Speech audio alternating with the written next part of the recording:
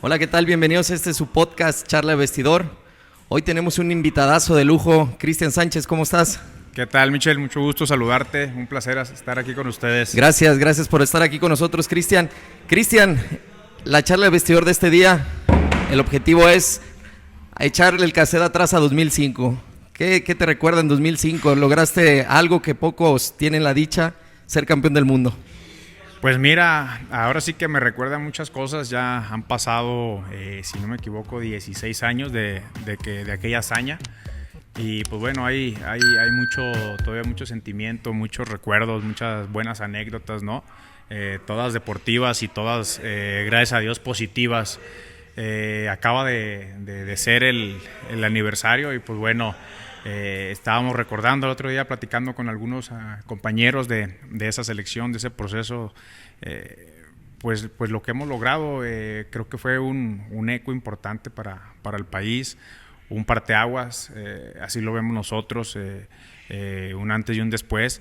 Hay muy buenos recuerdos deportivos, muy buenos hábitos que desde aquel entonces que nos los inculcaron por parte del cuerpo técnico, en este caso Chucho Ramírez, Eduardo Espona, Harlen Medina, que eran los encargados, las cabezas del cuerpo técnico.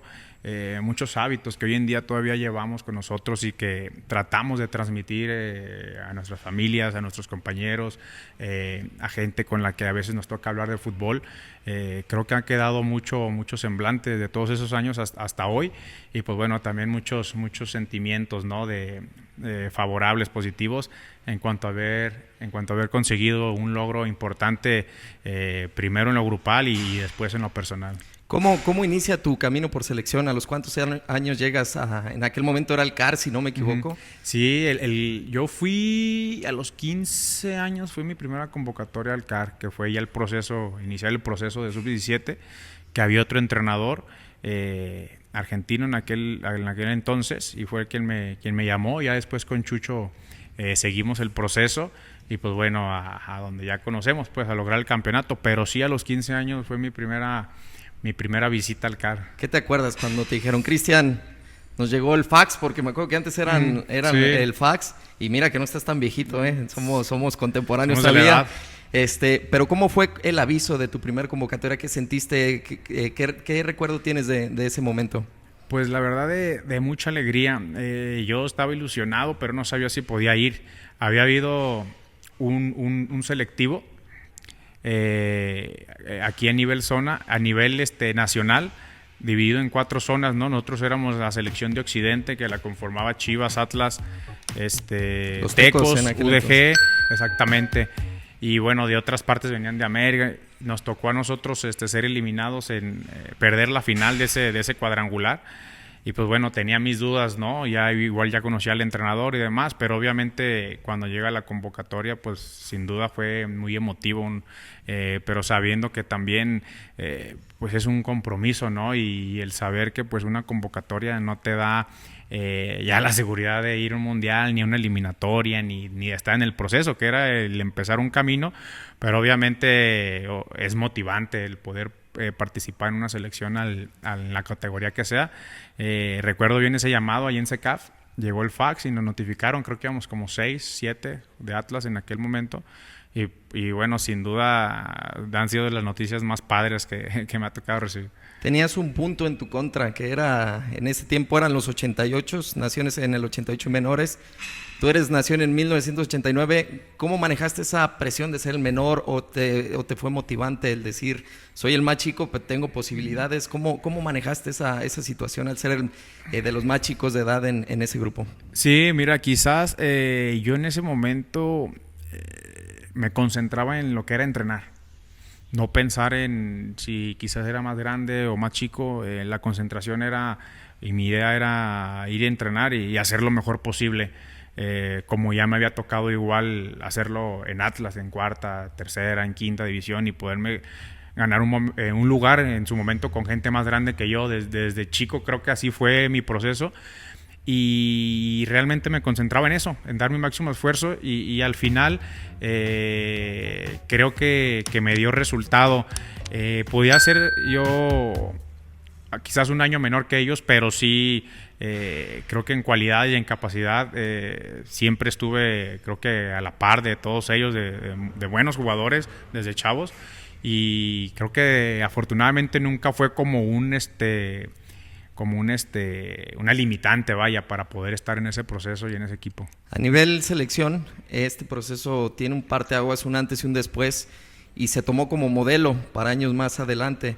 Cuando viene la lista definitiva donde Cristian Sánchez aparece dentro de los 23, 24 convocados en aquel entonces, ¿cómo fue esa preparación? ¿Cómo fue esa concentración, los partidos de preparación? ¿Cómo viviste esa previa al Mundial? Sí, mira, nosotros ya llevamos un proceso desde las eliminatorias, que nos tocó jugar eliminatorias aquí en Culiacán. Entonces ya había un proceso de tanto físico, tanto táctico, tanto mental, que era la parte que Chucho enfocaba mucho. Entonces se logra ganar la eliminatoria para ir al Mundial, y obviamente sí se intensificó muchísimo todos los aspectos, tanto el físico, triples entrenamientos, pero diarios, en un nivel y en una exigencia muy, muy alta, que te soy sincero, jamás he vuelto a entrenar a ese nivel en otros, o a esa exigencia física en otros equipos ni clubes. Entonces fue algo que vivimos nosotros muy fuerte, la verdad, que en México yo creo que nadie estaba acostumbrado a trabajar así. Nos levantábamos a las 5, entrenábamos a las 6, volvíamos a entrenar a las 11:30 y terminábamos en la tarde otra vez a las 5, diario. Entonces obviamente esto muy planificado, muy por un preparador físico muy capaz como es Eduardo Espona. Todo muy, muy contado, ¿no? Tampoco una exigencia que te fueras a romper o lesionar, pero sí fue algo muy, la verdad, muy padre vivirlo, llevar a tu cuerpo el límite tanto en lo físico como en lo mental. Creo que eso fue fundamental para al final poder conseguir lo que logramos, ¿no? Te digo, el poder levantar en esa edad de 16, 17 años 130 kilos en sentadilla, poder correr a 3,000 metros de altura, 10 kilómetros diarios, o sea, era algo muy fuerte. Recuerdo y tuve la fortuna de ser compañero contigo en ese entonces, y recuerdo perfectamente cuando ustedes llegaban de concentración de allá de la Ciudad de México, la diferencia que se notaba. Recuerdo que, si bien es cierto, tú siempre ibas un paso adelante de los de nuestra generación, pero si no me equivoco, llegaban y tenían sus barritas, tenían sus proteínas, tenían ya suplementos alimenticios, que en aquel momento para nosotros era novedad, pero para ustedes se volvió un hábito, como bien lo mencionas. Sí, desde aquel entonces fíjate que vas notando aspectos diferentes, ya lo que es cómo te debes de preparar para competir a nivel mundial, ¿no? Ya no solo local, sino a nivel mundial. Entonces, sin duda que la alimentación es parte fundamental de estos procesos y de este estilo de vida que adquieres ya como jugador y como seleccionado, ¿no? Entonces, desde muy chico me tocó la fortuna de poder tener ya esos hábitos de alimentación, de esa forma de pensar en cuanto suplementos, complementos, y quieras o no, al final creo que es parte de sacar una ventaja, ¿no? Entonces fue uno de los hábitos principales que adquirimos en esa selección, el cual pues obviamente pues rinde frutos a nivel ya físico, compitiendo con otra gente que no lo hace, y pues en ese entonces se notaba. Nosotros teníamos toda la semana entrenando para empezar en la altura, comiendo muy bien 5 veces al día, descansando muy bien, haciendo entrenamientos mentales. Entonces ya llegabas a tu club y pues obviamente había compañeros o la mayoría que no hacían eso, es la realidad, porque no se podía, no lo existía en tu club, y sí se notaba la diferencia. Sí, bien lo mencionas. Y bueno, viene todo ese proceso de último, la recta final para llegar a septiembre del 2005. ¿Qué les decía Chucho? ¿Qué era la previa? ¿Cuál era el discurso? ¿Cómo fue que el grupo? Porque bien recuerdo que previo al viaje ustedes decían que iban a llegar campeones del mundo y muchos los acusábamos de locos. Sí, mira, Chucho siempre nos manejó esa línea, esa idea de ya ser, o sea, vernos ya como campeones del mundo, visualizarnos, creérnosla, pero en base a lo que habíamos trabajado. No era decirlo por decirlo, ni tirar palabras al viento por egocéntricos o por creídos, ¿no? Como en ese momento quizás muchos lo veían así, mira, qué creídos, y ya dicen que van a ser campeones, ¿cómo se les ocurre? Nosotros lo decíamos en base a los sustentos que habíamos entrenado y en lo que ya nos habíamos demostrado nosotros mismos antes de ir al Mundial, ¿verdad? Entonces, en base a eso, yo decía, vamos a ser campeones. Obvio que era parte también de meternos ese chip y de creérnosla, porque también puedes prepararte de la mejor manera y si no te la crees, no logras nada. Si hayas hecho lo que nadie haya entrenado, si no piensas que lo puedes lograr, no lo vas a lograr. Entonces aquí se complementó el creértela con la preparación y fue algo que, bueno, que al final lo pudimos demostrar. Cuando tú ves tu grupo, el grupo de México, que se encontraba Australia, se encontraba Países Bajos y se encontraba Uruguay, ¿qué pasaba por la cabeza de Cristian? ¿Qué pensabas? ¿Cuál era tu sentir en ese momento? Mira, nosotros teníamos como parámetro Uruguay, que había sido subcampeón en el Nacional, en la eliminatoria sudamericana, perdiendo con Brasil, pero era un equipo muy, muy fuerte, con jugadores de 1.90, 2 metros, 1.85. Por lo regular sabemos que las selecciones mexicanas, nuestro jugador más alto era Héctor Moreno y mide 1.83, ¿no? Yo 1.80, por ahí todos algunos 1.80, 2, 3 más, y los demás para abajo. Villaluz era más bajo, pero entonces nuestra idea era, y nos basábamos en cuanto a lo que nosotros habíamos entrenado. Nosotros estábamos seguros que ellos no habían corrido 10 kilómetros diarios, sabíamos que ellos no habían levantado tanto peso como nosotros nos habíamos preparado, sabíamos que ellos no habían hecho el trabajo táctico tan específico que nosotros habíamos hecho. Entonces eso, nos dijo una vez Chucho, cuando a ustedes les entre una duda en si saber o creer que si podemos lograr algo, recuerden todo lo que se han preparado, todo lo que han corrido, todo lo que han levantado, todo el orden táctico que hemos entrenado, todo, recuérdenlo. Nadie se ha preparado como ustedes, nadie, ningún equipo. Y yo te lo aseguro que tenía razón, nadie se preparó así. Entonces eso era como una retroalimentación en cuanto al aspecto mental. Entonces cuando jugamos contra Uruguay, estoy seguro que ellos no se esperaba que nosotros fuéramos lo que fuimos, ¿no? Los avasallamos, los apretamos, los corrimos todo el partido y al final también tuvimos la chance, metimos las chances que tuvimos. Y creo que de ahí fue como levantar la mano y en su momento para poder ser candidatos a poder ganar el Mundial, porque Uruguay sin duda era uno de los favoritos. Gana la selección mexicana 2-0 con goles de Villaluz y de Carlos Vela, en aquel entonces jugadores desconocidos, así como la gran mayoría de ustedes. Si acaso se escuchaba de Giovanni Dos Santos que venía de Barcelona. Y Ever, que era el único que ya había debutado. Ever, que fue de los jóvenes que tuvo la dicha de debutar previo a ese Mundial, eran los referentes. Sí. Ganan 2-0, se van al vestidor. ¿Cómo era el sentir del equipo al momento de que el árbitro finaliza el partido y llegan al vestidor? ¿Qué les dice Chucho? ¿Qué platicaban entre ustedes? Pues mira, sin duda fue un extra de motivación, porque te digo que para nosotros era un parámetro Uruguay muy alto, y el poderle haber pasado por encima sin duda nos llenó de confianza, saber que le podíamos ganar, o sea, refrendar que le podíamos ganar a quien sea Uruguay, sea Holanda, sea Brasil, sea quien sea, le podíamos ganar. Entonces creo que eso nos llenó todavía más de confianza, de motivación para poder sacar el Mundial. Nosotros decíamos que eran 6 finales, acabando ese partido. Ya les quedaban 5, Nos quedaban 5 y dijimos, hemos ganado la primera final, vamos por 5 finales más. Y así lo manejamos cada partido. Nunca fueron partidos de grupo, nunca fueron partidos de semifinal, de cuartos. Todos fueron finales para nosotros. Se viene la final número 2 contra Australia, el equipo motivado.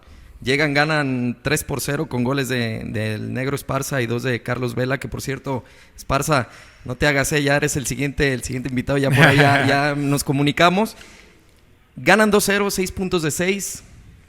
¿Qué pasa por un chavo de 16, 17 años? Se la empieza a creer, se empieza a sentir más. ¿Qué pasa por tu cabeza en ese momento? Nosotros teníamos claro el objetivo y sabíamos que al haber conseguido 6 puntos y estar calificados, pues al final no nos aseguraba, no nos daba nada, no habíamos ganado nada, es la verdad, y lo teníamos bastante claro que no era el suficiente con calificar, el suficiente con llegar a un quinto partido, el suficiente con llegar a una final. lo suficiente y lo que nos bastaba era quedar campeones del mundo. Era la idea que siempre desde la primera concentración con Chucho, antes de saludarnos en la reunión que hizo esa noche, fue su primera pregunta: ¿están listos para ser campeones del mundo? Fue la primera pregunta que nos hizo. En ese momento todo fue así como que de dientes para afuera. Sí, es la verdad. Decías que no y te ibas, ¿no? Pues créansela, porque vamos a entrenar y nos vamos a preparar para hacerlo. Entonces, desde ese día teníamos muy claro el objetivo. Sabíamos que habíamos logrado ya la calificación, queríamos calificar de primero y tuvimos un tropezo con Turquía, en el cual perdimos 2-1, nos dieron la vuelta a un partido por el primer lugar ya de grupo. Y creo que nunca es bueno perder, es la verdad. Yo así lo veo. Hay gente que dice, no, qué bueno que perdimos ahora. No, yo no creo en eso. Pero nos tocó perder ese partido y creo que a todos nos dolió.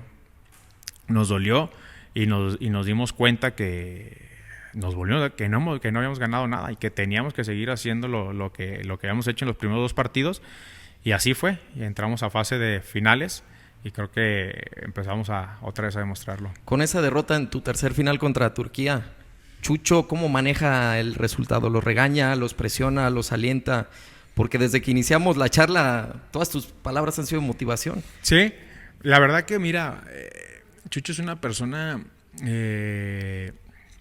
positiva, de transmitir positivismo, de transmitir alegría, de transmitir amor.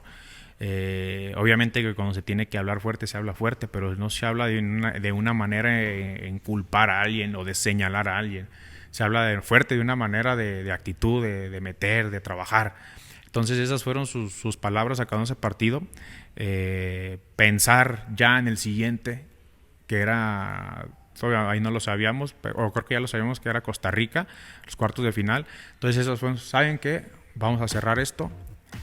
A todos nos dolió, nadie está conforme, pero tenemos ya un partido en puerta que ya es de finales. Y vamos a pensar ya sobre ese partido, que es Costa Rica, y demostrar ahí por qué hemos venido al Mundial y qué es lo que queremos. Entonces, eso fue su speech, y creo que a mi punto de vista fue un speech adecuado, porque seguir pensando en el pasado, seguir pensando qué hice mal o qué hice bien en un partido que perdiste, sí es bueno, pero no en una competencia que es tan corta, ¿no? Tienes que darle vuelta rápido a la página y pensar en lo que viene y sacar adelante el resultado, y creo que lo pudimos hacer bien. Aunque aún así, Costa Rica fue un partido difícil. ¿Se habían enfrentado previamente en las eliminatorias? ¿Les tocó en algún momento cruzarse? ¿O? Nos tocó en las eliminatorias Costa Rica aquí y empatamos con ellos. Tenían ellos muy buena generación, recuerdo, y empatamos. Siempre fueron partidos duros con Costa Rica, de eliminatorias y mundiales también. 3-1 ganan, con goles de Efraín Juárez, Carlos Vela y Ever Guzmán. Sí. Te toca salir de cambio en ese partido. ¿Qué se siente cuando estás ya a 2 pasos de lograr el objetivo, ganas los cuartos de final? ¿Qué sigue en el vestidor? Y pregunto mucho por el vestidor, porque esta charla de vestidor es el objetivo de este podcast. ¿Qué se maneja con chavos de esa edad? Mira, pues primero agradecernos a nosotros el haber hecho nuestro máximo esfuerzo y no quitar el dedo del renglón, aún con la adversidad que tuvimos. Por no decirlo, nosotros mismos nos creamos esa adversidad con un autogol contra Costa Rica, un autogol que lo mete Edgar Andrade, pero de verdad que si lo intentas 1000 veces meter ese gol que él metió, es imposible. Nos tocó, y el equipo ahí demostró que también está hecho para sobreponerse a las adversidades, no solo ir ganando los partidos, poderlo ir perdiendo y darle vuelta. Creo que eso fue muy importante también para nosotros, y poder llegar también a ese quinto partido, ¿no? Que es muy soñado siempre en mundiales, así es, a nivel selección. Entonces, pues sin duda seguíamos alimentando esa convicción, ese anhelo por quedar campeones, porque sabíamos que a lo mejor Costa Rica en el papel, pues es Costa Rica, quizás un equipo no tan difícil, pero nosotros sabemos que Costa Rica es una muy buena generación, que de ellos varios jugaron en Europa también después del Mundial.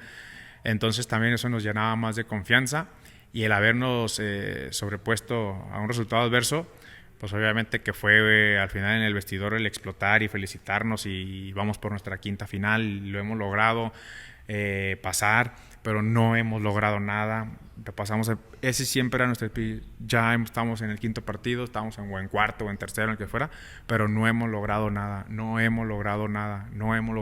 tenemos que seguir. Y ese fue el speech. Y rápido, pues como cuando pierdes, como cuando ganas también. Pensar ya lo que viene, exactamente. Cuando se fueron de México, prácticamente se fueron en el anonimato.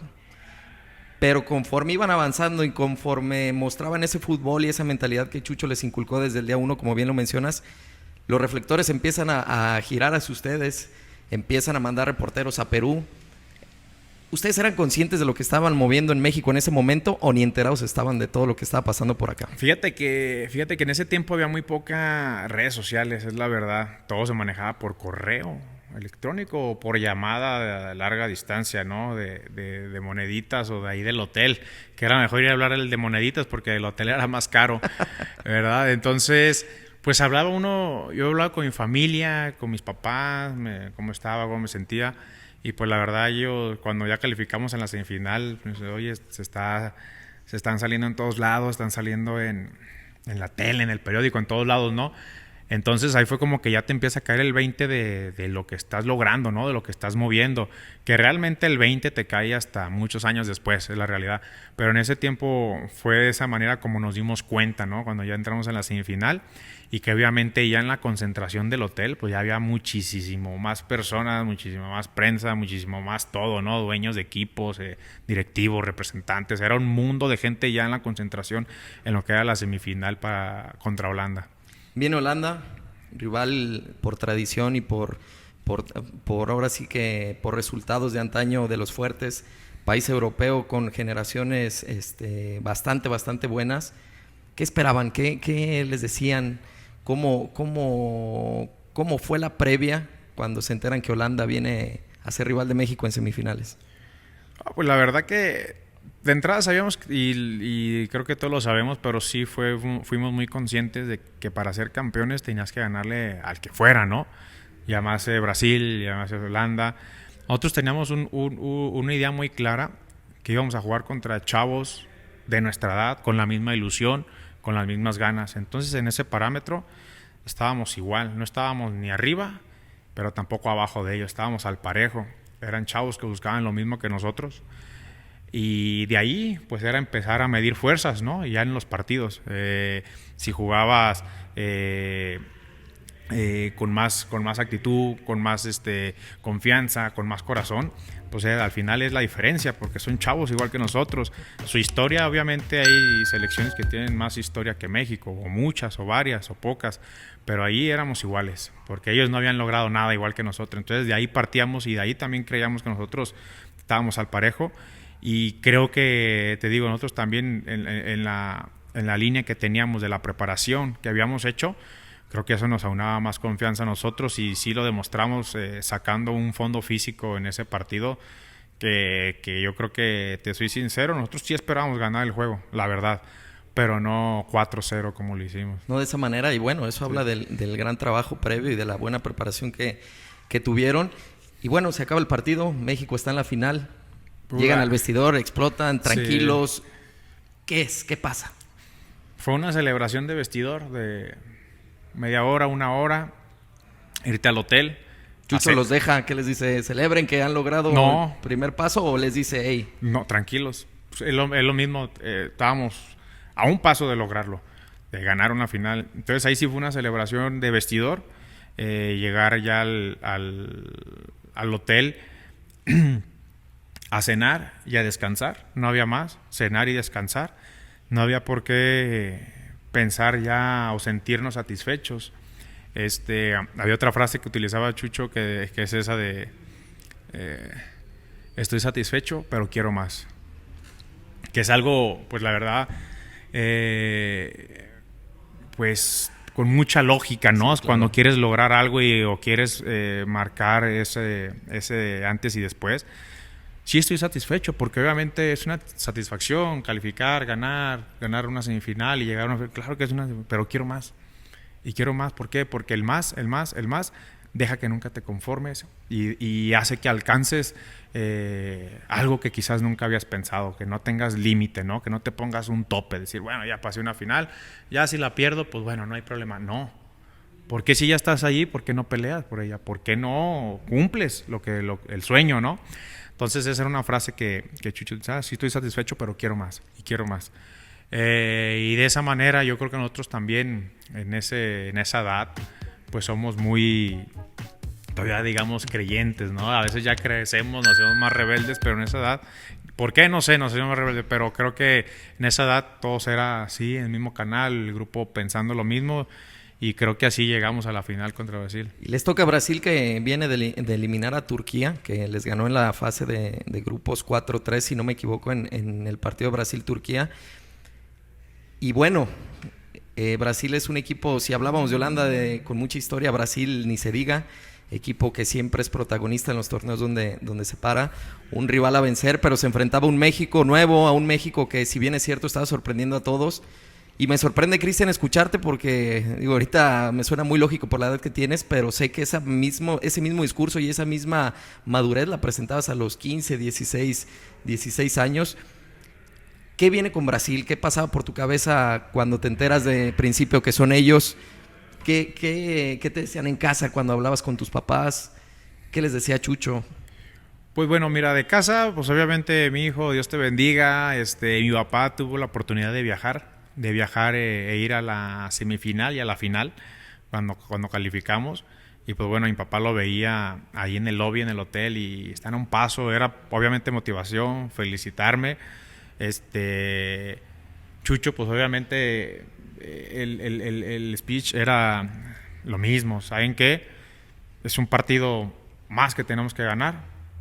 No son más, tampoco son menos. En la medida que tú veas a cualquier oponente, ni más ni menos que tú, estás en una posibilidad de ganarle. Si tú lo ves como más, pues no crees poder ganarle.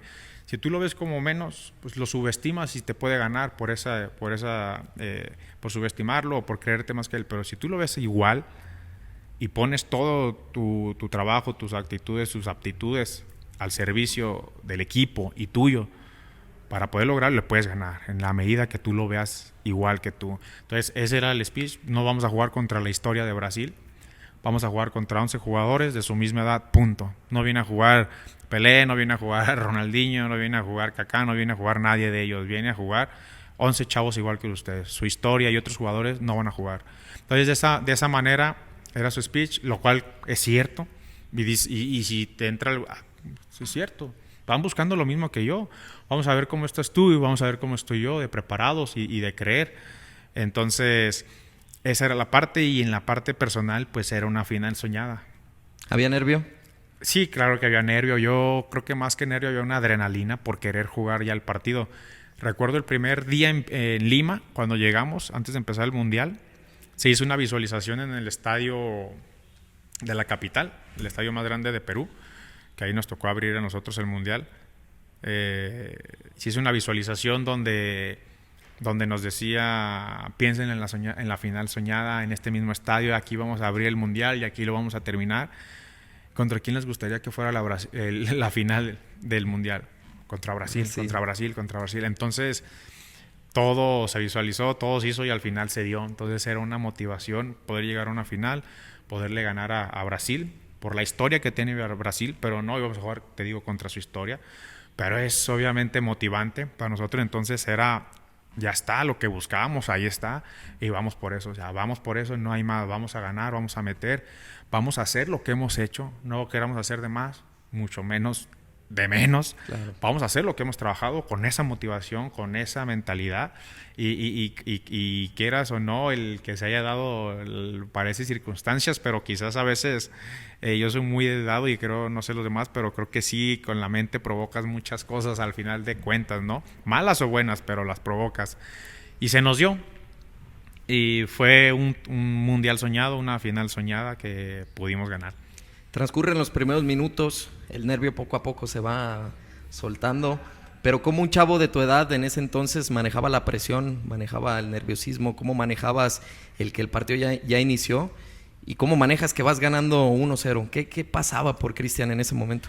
Mira, antes de eso, fue un partido de arranque muy duro, muy duro, porque recuerdo bien que Brasil pega uno en el poste, tiro libre, si no recuerdo, en el poste, o la saca el Mochis. Después me toca sacar a mí un mano a mano de barrida. Y después de ese arranque duro, viene nuestra jugada de gol, ¿no? Y a los minutos el segundo gol. Entonces, nosotros sabíamos, porque habíamos sido el equipo hasta ese día menos goleado del Mundial. Bueno, ese día también no nos metió en gol, pero fuimos la selección menos goleada. Solo nos metieron 2 goles en todo el Mundial. Entonces sabíamos que nosotros haciendo un gol, y si hacíamos 2, pues mucho mejor, ¿no? Va a ser muy difícil que nos hicieran gol por cómo el equipo trabajaba tácticamente, defensivamente, ¿no? Entonces metemos ese gol y claro que fue un estallar, y así se manifiesta en la celebración del negrito de Omar Esparza, ¿verdad? Que dice, Sí, huevos, muestra ¿no? que los huevos y que huevos. Sí. Exactamente, entonces eso fue apretar más los dientes. No, primero fue el de Vela, Sí. y 2 el del negro, perdón. Sí, cuando Vela, pues bueno, goleador y jugadorazo. Mete el gol y celebra, pero... Sí, con una efusividad Sí. que, bueno, pues propia de una final, Cristian. propia de una final, pero fíjate que todavía yo creo que Esparza celebra con muchísima más euforia Sí. todavía el gol, ¿no? Entonces ahí fue pensar, podemos ser campeones y vamos a ser campeones.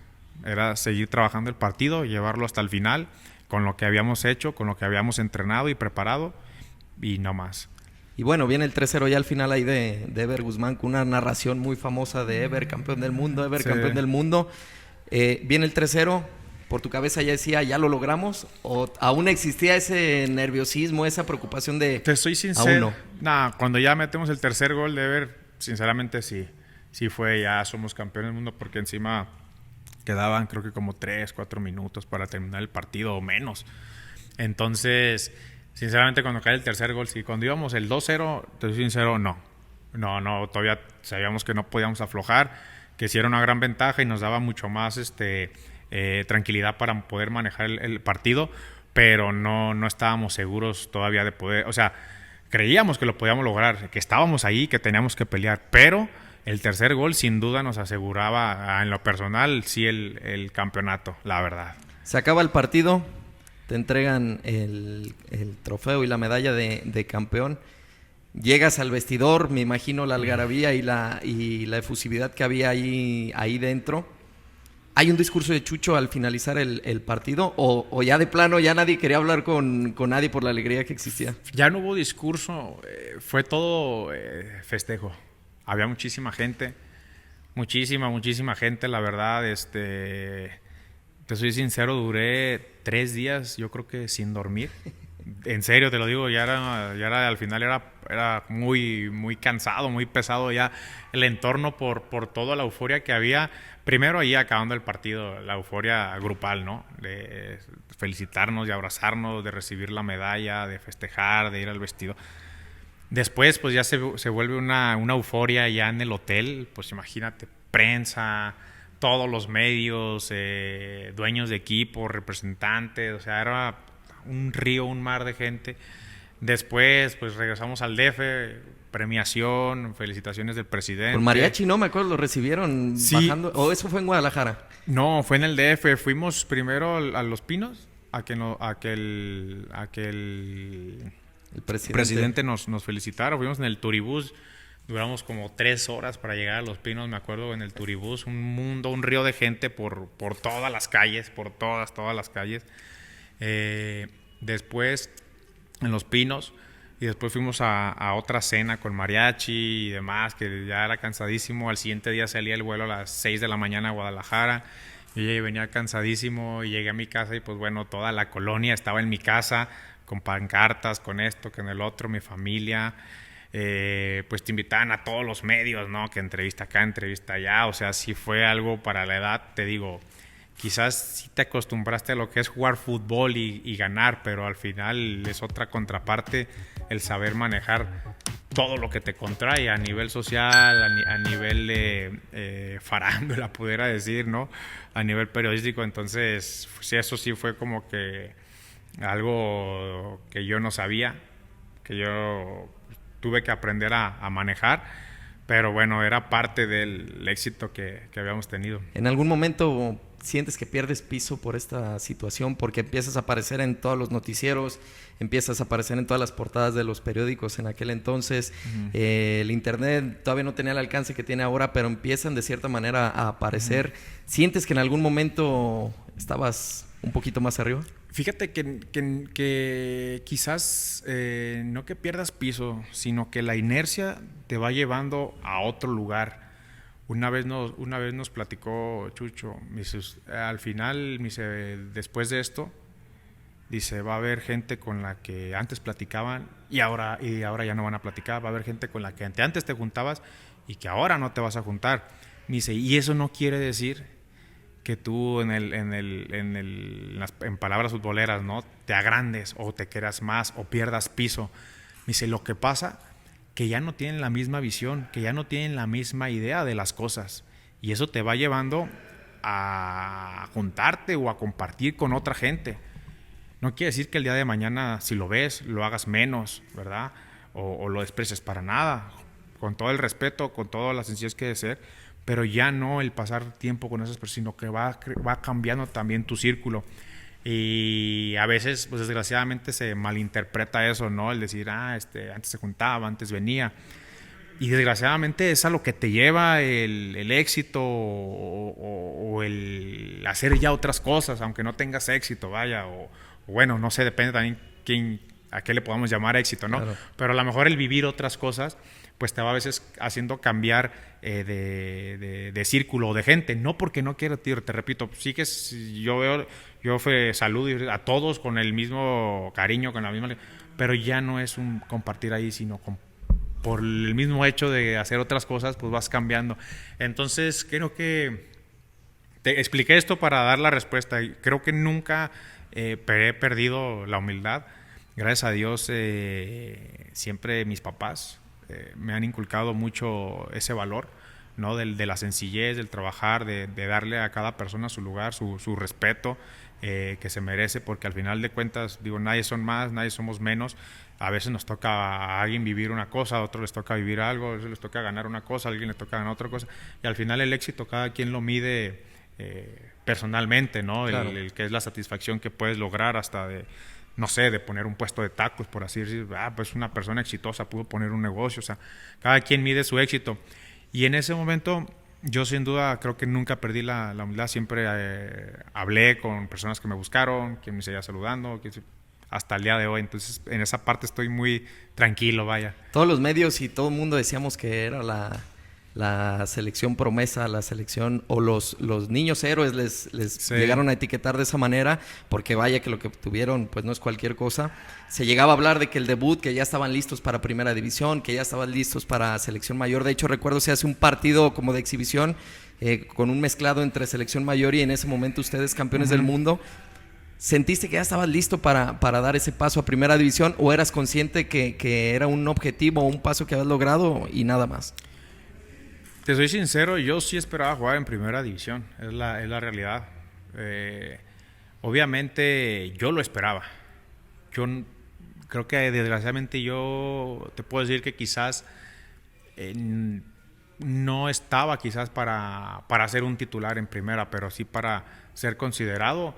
Yo creo que un chavo de 17 años, si el club sabe llevarlo, claro que está para poder participar en primera división. No sé si ser titular, no creo ser figura en ese tiempo, o sea, poder ser figura tampoco. Entonces esa es otra parte, ¿no?, que entra, que yo a veces platico. Muchos dicen, oye, tú te sentías y demás. Al final hay una pregunta que yo siempre hago. Es como cualquier persona dices, oye, ¿quieres ser millonario? Pues, ¿qué te decir? Pues claro, yo sí quiero ser millonario. Entonces yo te voy a hacer una segunda pregunta. ¿Estás preparado para ser millonario? Porque quizás ese mismo dinero te pueda causar algún daño, claro, ¿verdad? Te encandile, como ha pasado en muchas historias. Acá es la pregunta que yo hago, pero a los clubes. Oye, ¿te gustaría tener jugadores campeones del mundo de sub-17 en tu club? No, claro. ¿Estás preparado tú como club para poderles seguir dando ese seguimiento, ese apoyo, esa atención?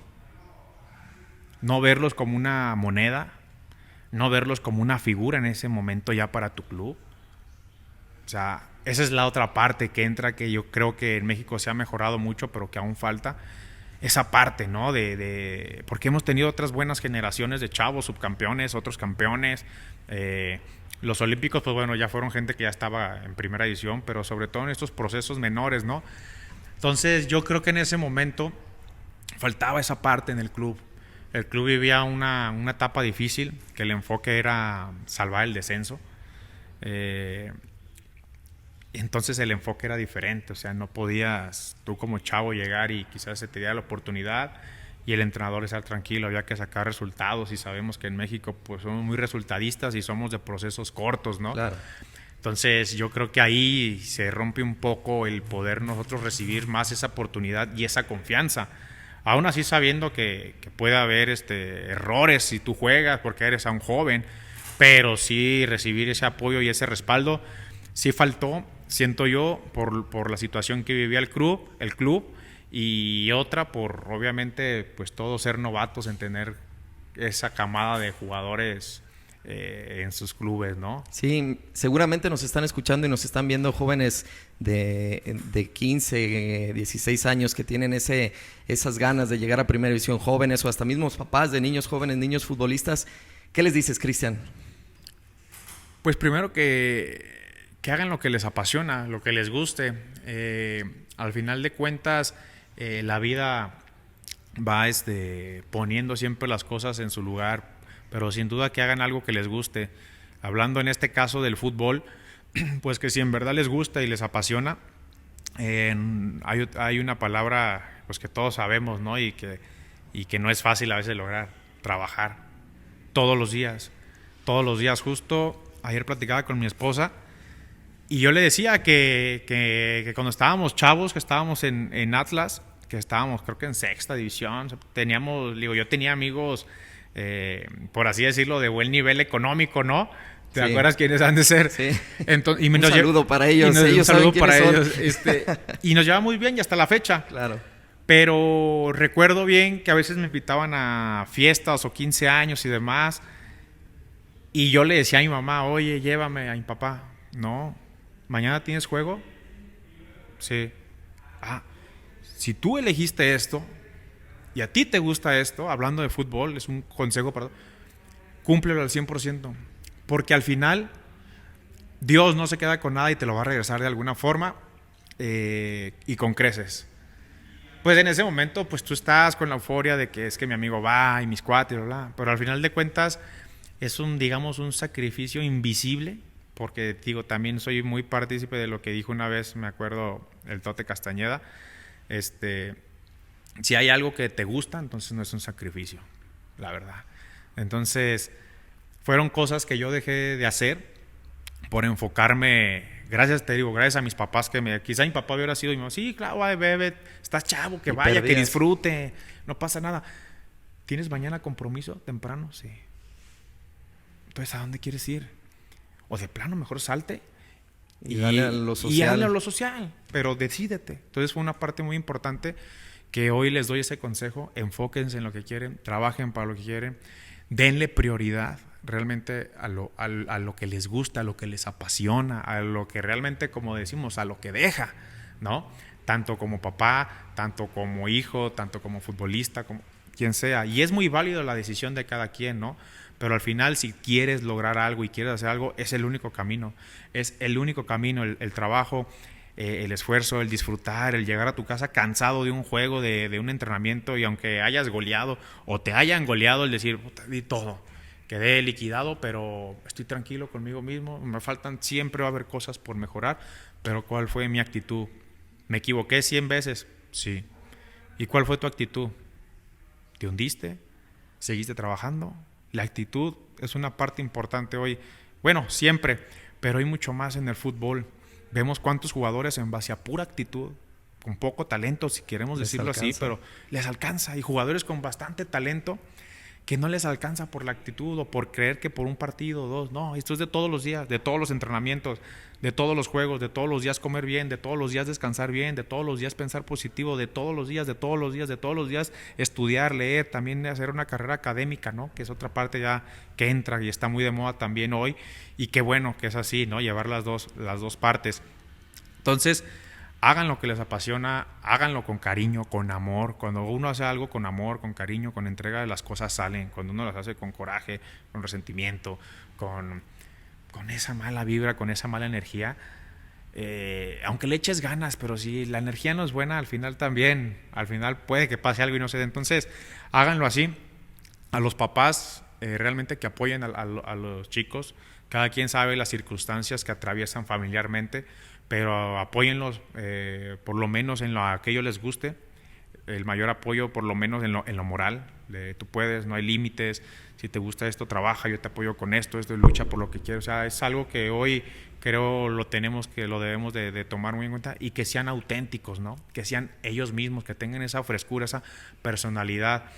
Hoy vivimos en un entorno social de redes y demás, de muchas influencias, ¿no? De muchas influencias, que algunas están bien, pero también claro, muchas están mal, sí, ¿no? Como todo.